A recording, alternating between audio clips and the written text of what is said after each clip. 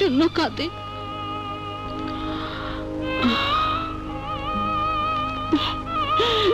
ইকবাল,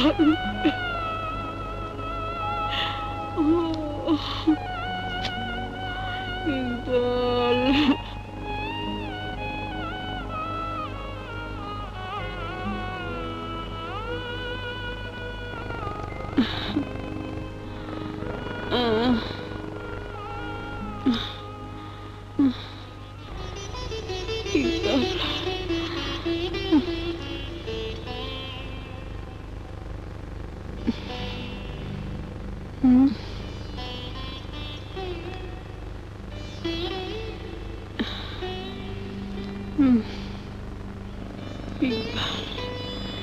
ইকবাল,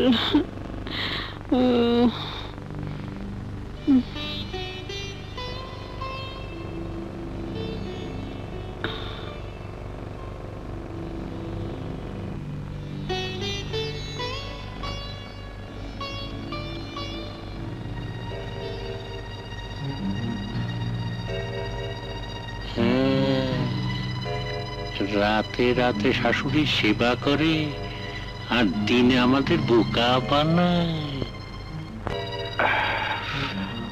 আমাদের বোকা বানাতে চাইলে আমরা যে বোকা না এ কথা চৈতিকে বুঝিয়ে দিতে হবে।